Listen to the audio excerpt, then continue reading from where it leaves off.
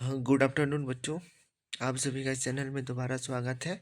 मैं आप सभी बच्चों के लिए कक्षा 10 यानी कि 4 फरवरी 2026 को झारखंड बोर्ड के जितने भी बच्चों का एग्ज़ाम है हिंदी का, मैं सभी बच्चों के लिए 3 अंक का प्रश्न उत्तर लाया हूँ। ठीक है, टोटल में 10 प्रश्न बताऊंगा, उसमें से आपका एग्ज़ाम में 8 प्रश्न पत्र, 8 ने 6 पक्का पूछेगा 10 में। ठीक है, चलिए देखते हैं एक एक करके सारा प्रश्न क्या क्या आपका पूछेगा। झारखंड बोर्ड पे जितने भी कक्षा 10 के बच्चे हैं, ये वीडियो जरूर ध्यान मन लगाकर जरूर देखिएगा। मैं आप सभी बच्चों का 3 मार्क्स वाला टोटल प्रश्न बताने जा रहा हूँ। ठीक है, 3 मार्क्स वाला प्रश्न आपका 39 से लेके 46 तक रहेगा। टोटल 8 प्रश्न रहेंगे, जिसमें से आपको टोटल 6 प्रश्नों का उत्तर देना है। मैं टोटल 10 ही प्रश्न बताऊंगा। 10 में आपका 6 एग्जाम में 100% भीड़ जाएगा, क्योंकि मैंने प्रश्न पत्र देखा है। समझ गए सारे बच्चे? चलिए देखते हैं एक एक करके सारा क्वेश्चंस और उसका एकदम सही सही आंसर। चैनल को सब्सक्राइब ज़रूर कीजिएगा अगर पूरा वीडियो चाहिए तो। हिंदी का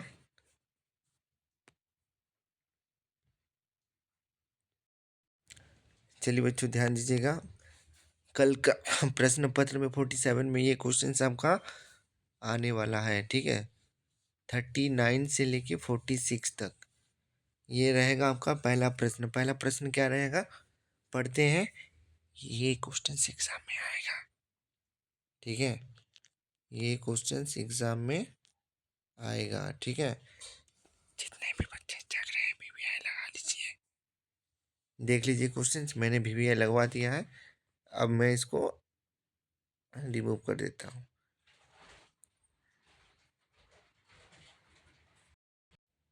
चलिए बच्चों, मैं प्रश्न को पढ़ देता हूँ, साथ में मैं इसका सही सही आंसर भी बताऊंगा। क्वेश्चन है आपका, श्री कृष्ण के प्रति अपने अन्याय प्रेम को गोपियों ने किस प्रकार अभिव्यक्त किया है। ठीक है, तो इसका सही आंसर हो जाएगा, गोपियों ने श्री कृष्ण के प्रति अपने अन्याय प्रेम को निम्नलिखित युक्तियों से व्यक्त किया है। पहला पॉइंट, वे श्री कृष्ण को वे स्वयं को श्री कृष्ण रूपी गुड़ पर लिपटी हुई चींटी कहती है। दूसरा पॉइंट, वे स्वयं को हरिल पंछी के समान कहती है, जिनसे कृष्ण प्रेमी रूपी लकड़ी की दृढ़ता से थामा हुआ है। ठीक है, तीसरा पॉइंट, वे मन वचन और कर्म से श्री कृष्ण के मन में धारण किए हुए हैं। ठीक है, ये मोस्ट वीवीआई क्वेश्चन है 3 मार्क्स के लिए। चलिए बच्चों, अब हम लोग बढ़ते हैं दूसरा प्रश्न की ओर। और 2 पॉइंट देख लीजिए। वे सोते जागते दिन रात, यहाँ तक कि सपने में भी श्री कृष्ण का नाम रटती रहती है। 5वां पॉइंट, वे कृष्ण से दूर ले जाने वाले योग संदेश को सुनते ही व्यतीत हो उठती है। ठीक है, दूसरा प्रश्न मोस्ट वीवीआई प्रश्न, गोपियों के अनुसार राजा का धर्म क्या होना चाहिए। ठीक है, तो देखिए इसका आंसर यहाँ पे लिखा हुआ है, गोपियों के अनुसार राजा का धर्म प्रजा की रक्षा करना है। एक राजा अपनी प्रजा की सभी समस्याओं से अवगत होता है एवं उसका पालन उसका पालक और रक्षक होता है। ठीक है, चलिए बच्चों हम लोग तीसरा प्रश्न देखते हैं। तीसरा प्रश्न है हमका, ये अंतिम प्रश्न है इस चैप्टर का।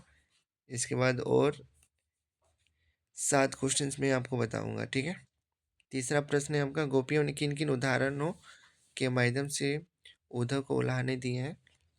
इसका सही आंसर देखिए यहाँ पे लिखा हुआ है, गोपियों ने निम्नलिखित उदाहरणों के माध्यम से उद्धव को उलाहने दिए हैं। पहला पॉइंट, वे श्री कृष्ण के आने के इंतजार में ही जी रही थी, किंतु श्री कृष्ण ने स्वयं न आकर योग संदेश भिजवा दिया, जिससे उनकी विरह व्यथा और अधिक बढ़ गई। दूसरा पॉइंट है आपका, वे कृष्ण से अपेक्षा करती थी कि वे उनके प्रेम की मर्यादा को रखेंगे, वे उनके प्रेम का बदला प्रेम से देंगे, किंतु उन्होंने योग संदेश भेजाकर प्रेम की मर्यादा ही तोड़ दी। ठीक है, मैंने आप सभी को टोटल 3 क्वेश्चंस बताया। चलिए एक और क्वेश्चंस देख लीजिए। ये क्वेश्चंस अगर आएगा तो 5 मार्क्स में पूछ सकता है। ठीक है, इसको भी देख लीजिए। अगर ये प्रश्न पूछेगा तो 49 में रहेगा। ठीक है, बोर्ड एग्जाम 49 में ये प्रश्न पूछा जाएगा। सारे बच्चे जरूर इस प्रश्न को याद कीजिएगा। 49 वाला क्वेश्चन को मैंने बताया नहीं था, देख लीजिए। उसके लिए मैं एक ही क्वेश्चन सिलेक्ट करूँगा, ये वाला, जो कि 2000 कल 4 फरवरी 2026 को ये प्रश्न आने वाला है। ठीक है, पढ़ देते हैं इस क्वेश्चन को। गोपियों ने अपनी वाक चतुर के आधार पर ज्ञानी उद्धव को परास्त कर दिया। उनके वाक चातुर्य की विशेषता लिखिए। गोपियां अपने वाक चातुर्य से ज्ञानी उद्धव को परास्त कर देती हैं। उनके वाक चातुर्य की कुछ विशेषता निम्नलिखित है। गोपियां तर्कशील हैं। वे अपने तर्क के बल पर उद्धव को बोलती बंद कर देती है। उनके तर्क अकाट्य है। ठीक है, दूसरा पॉइंट है आपका, गोपियों के वाक चातुर्य में दृष्टांतों की भरमार रहती है। उनके दृष्टांत अत्यंत सटीक होते हैं। तीसरा पॉइंट, गोपियां व्यंग का सहारा लेकर अपने वाक्चातुर्य को धराधर बना देती हैं। पांचवा पॉइंट, वे उद्धव को खरी खोटी सुनाती है। ठीक है, चलिए बच्चों, हम लोग ने टोटल 3 प्रश्न देख लिए हैं। लॉन्ग क्वेश्चन 49 के लिए एक 5 मार्क्स का प्रश्न भी देख लिया है। ये प्रश्न आपका एग्जाम में रहेगा ही रहेगा, इसको जरूर याद कर लीजिएगा। चलिए बच्चों, मैं आप सबको एक और क्वेश्चन बता देता हूँ। कल आपका एग्जाम में ये प्रश्न रहेगा ही रहेगा। सारे बच्चे जरूर इस क्वेश्चन को याद करके जाइएगा। ठीक है, जो बच्चे रात को वीडियो देख रहे हैं उन सभी बच्चों के लिए गिफ्ट है, देख लीजिए। ये प्रश्न आपका आने वाला है। ठीक है, सारे बच्चे जरूर इस क्वेश्चन को याद करके जाइएगा। मैंने प्रश्न पत्र देखा है, उसमें आपका ये क्वेश्चन आने वाला है, इसलिए सारे बच्चे इस क्वेश्चन को जरूर याद कर लीजिएगा। ठीक है, चलिए बच्चों, हम लोग इस क्वेश्चन को पढ़ते हैं। क्या दिया हुआ है देखिए। बच्चे की मुस्कान और एक बड़े व्यक्ति की मुस्कान में क्या अंतर है? बच्चे की मुस्कान निछावर और भोली होती है, उनमें से छल या स्वार्थ नहीं रहता। बच्चे की मुस्कान स्वाभाविक होती है। दूसरी ओर बड़ों की मुस्कान कुटिल और स्वार्थपूर्ण भी होती है। वे अपनी मुस्कान को माप तोल कर स्वार्थ के लिए प्रदर्शन करते हैं। वे कभी कभी अपनी प्रसन्नता व्यक्त करने के लिए भी करती है। बड़े लोगों की मुस्कान लोक व्यवहार की अंग भी होती है। ठीक है, चलिए एक और क्वेश्चन हम लोग देख लेते हैं। बच्चे बच्चे की मुस्कान बच्चे की दंतुरित मुस्कान का कवि के मन पर क्या प्रभाव पड़ता है? बच्चे की दंतुरित मुस्कान का कवि के मन पर बड़ा गहरा प्रभाव पड़ता हुए बच्चे की मुस्कुराता चेहरा देखकर पुलकित हो उठते हैं। उस बच्चे को देखकर कवि के मन में प्रीति की भावना जागृत होती है। कवि के मन में बच्चे को देखकर तरह तरह की कल्पनाएं आती हैं। इसी तरह से बच्चों, हम लोगों ने टोटल 5 क्वेश्चन देख लिया है और 5 मोस्ट बीबीआई क्वेश्चन बाकी है, जो कि मैं आपको बताने वाला हूँ। ठीक है, चलिए देखते हैं अगला क्वेश्चन की ओर। चलिए बच्चों, हम लोग देखते हैं। जो जो क्वेश्चन मैं बता रहा हूँ सब इम्पोर्टेंट क्वेश्चन हैं। ठीक है, एग्जाम में आएगा। चैनल को लाइक सब्सक्राइब जरूर कीजिएगा। अभी वो एमसीक्यू क्वेश्चंस बाकी हैं, इसके बाद मैं उसका भी करा दूंगा। ठीक है, चलिए क्वेश्चन पढ़ते हैं। ये भी क्वेश्चंस आने लायक है। कवि जयशंकर प्रसाद ने जो सुख का स्वप्न देखा था उसे कविता में किस रूप में अभिव्यक्त किया है? कवि ने कविता में अपनी प्रेमिका को आलिंगनबद्ध होने का सुख देखा है। उसने स्वप्न में अपनी प्रेमिका को अपनी भुजाओं के बीच देखा है, उसे चांदनी रात में अपनी प्रेमिका से प्रेमपूर्ण बातें करते देखा है। स्वप्न में दोनों खिलखिलाकर हंस रहे हैं। कवि के लिए अपनी प्रेमिका के गले की लाली उष्मकालीन लालिमा को भी मात देती है, मात देने वाली है। चलिए बच्चों, हम लोग अगला क्वेश्चन देखते हैं। अब टोटल 6 क्वेश्चन हो गया है, ठीक है। 7वां क्वेश्चन देखते हैं, जो कि एग्जाम में आने वाला है, कल का एग्जाम में 3 मार्क्स का पूछ सकता है, ठीक है। चलिए देखते हैं। सभी बच्चे ध्यान दीजिएगा, ये प्रश्न कल 3 मार्क्स में आने वाला है। सारे बच्चे जरूर इस क्वेश्चन को याद करके जाइएगा, ठीक है।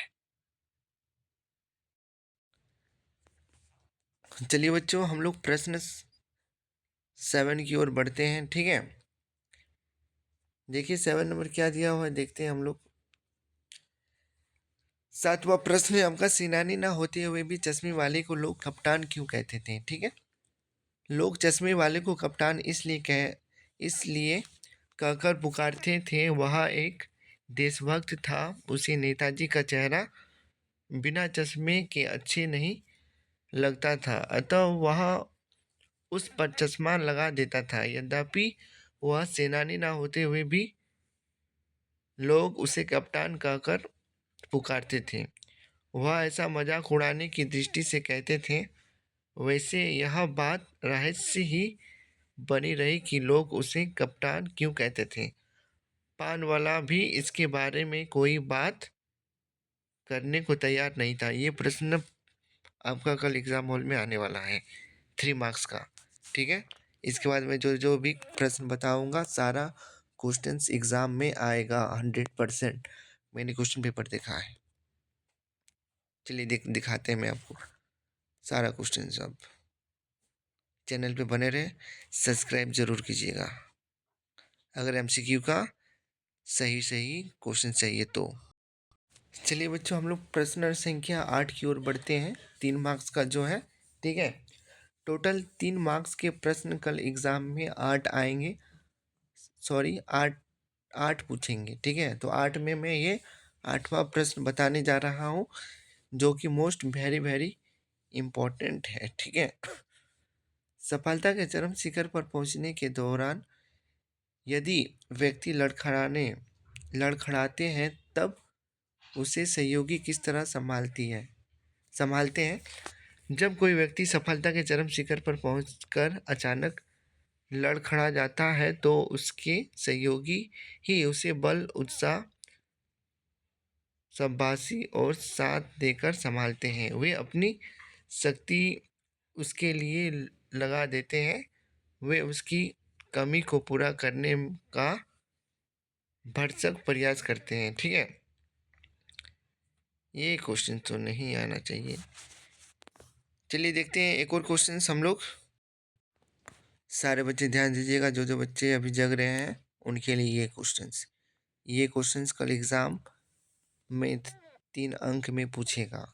जितने भी बच्चे मेरे इस वीडियो को देख रहे हैं, ये प्रश्न को ज़रूर से ज़रूर याद करके जाइएगा, क्योंकि मैंने प्रश्न पत्र देखा है।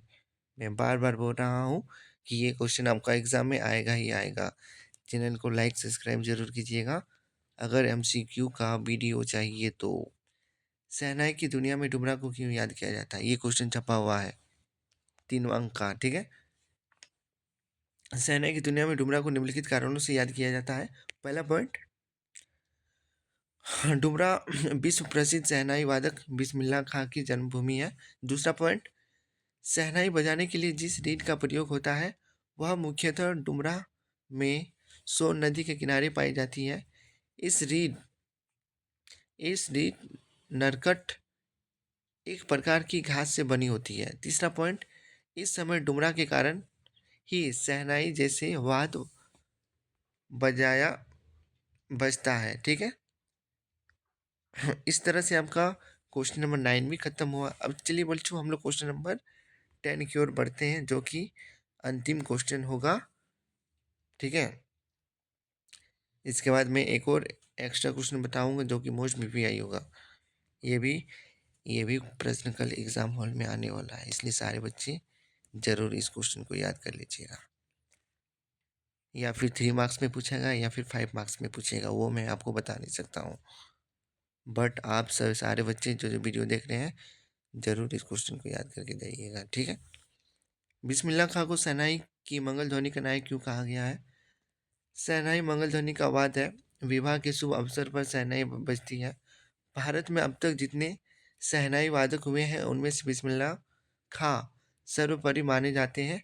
उनके जैसा शहनाई वादक कोई दूसरा नहीं हुआ। भारत रत्न भी की उपाधि उपाधि प्राप्त भारत के महान शहनाई वादक थे। इन्हीं कारणों से उन्हें शहनाई की मंगल ध्वनि का नायक कहा जाता है। चलिए बच्चों, एक और अंतिम क्वेश्चन जो कि आपका फाइनल एग्जाम में आने वाला है, मैं जाते जाते आप सभी बच्चों को दिखा देना चाहता हूँ। इसके बाद हम लोग मिलेंगे एमसीक्यू वीडियो में, ठीक है। चैनल को लाइक सब्सक्राइब जरूर कीजिएगा अगर एमसीक्यू का महातांडव वीडियो चाहिए तो मेरे ओर से।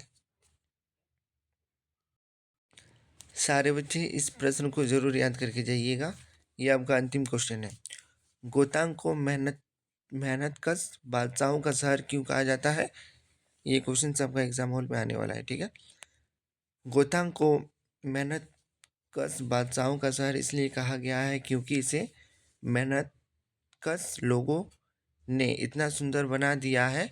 यहाँ प्रकृति ने तो सौंदर्य बिखरा ही है, इसके साथ यहाँ के लोगों ने कड़ी मेहनत करके इसे और भी सुंदर बना दिया है, ठीक है। सारे बच्चे ध्यान दीजिएगा, एक चीज़ मैं बताना चाहता हूँ। 49 के लिए मैं एक क्वेश्चन और सिलेक्ट करना चाहता हूँ। इस क्वेश्चन को भी आप सभी बच्चे जरूर याद कर लीजिएगा 5 अंक के लिए, ठीक है। मैं इस क्वेश्चन को दिखा देता हूँ, देख लीजिए। इस क्वेश्चन को जरूर याद कर लीजिएगा। चलिए बच्चों, इसी तरह से आपका 5 मार्क्स 3 मार्क्स पूरा हुआ। अब इसके बाद हम लोग मिलते हैं एमसीक्यू वीडियो में। चैनल को लाइक सब्सक्राइब जरूर कीजिएगा और कल एग्ज़ाम हॉल में गर्दा मचा के एकदम आइएगा, क्योंकि मैंने सारा क्वेश्चन आप सभी को बता दिया है, ठीक है। एग्ज़ाम में खतरनाक जाएगा आप सबका। मिलते हैं नेक्स्ट वीडियो में, तब तक के लिए आप सभी का धन्यवाद। लाइक सब्सक्राइब जरूर कीजिएगा।